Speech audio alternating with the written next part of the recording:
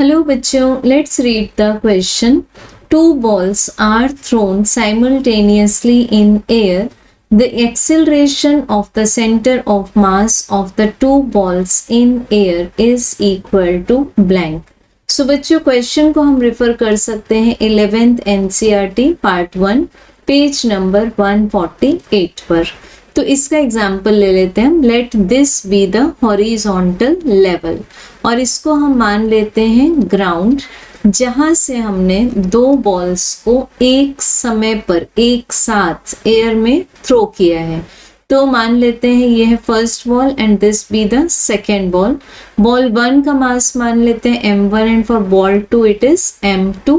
Suppose हम मान रहे हैं कि ये डिफरेंट मासेस के हैं, क्योंकि अगर सेम मासेस के होंगे तो प्रॉब्लम बहुत सिंप्लीफाई हो जाएगा. तो अब जब हम इन बॉल्स को अपवर्ड थ्रो करते हैं एयर में, तो हमें बताना है कि इनके सेंटर ऑफ मास का एक्सेलरेशन क्या होगा.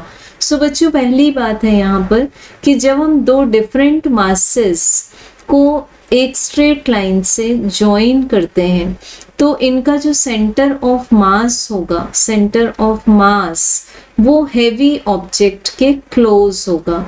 तो मान लेते हैं यहाँ पर m1 is more than m2. It means m1 heavy particle हो गया और m2 लाइट पार्टिकल हो गया. तो इट मीन्स जो सेंटर ऑफ मास है वो m1 के क्लोज होगा.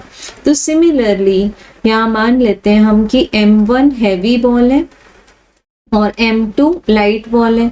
तो जब ये बॉल्स को एक साथ सेम स्पीड से हम लोगों ने अपवर्ड थ्रो किया तो इनका जो सेंटर ऑफ मास होगा वो हैवी बॉल के क्लोज होगा.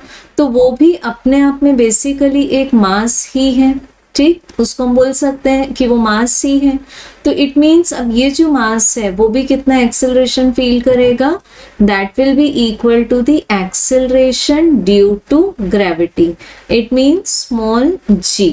सो दोनों ही बॉल्स क्योंकि यहाँ ग्रेविटेशनल फोर्स एक्सपीरियंस करेंगे, सो यहाँ पर जो हमें सेंटर ऑफ मास मीन्स एक पार्टिकल मिलेगा, हाइपोथेटिकल पार्टिकल, वो भी फील करेगा acceleration due to gravity as g. So correct answer is option number 3.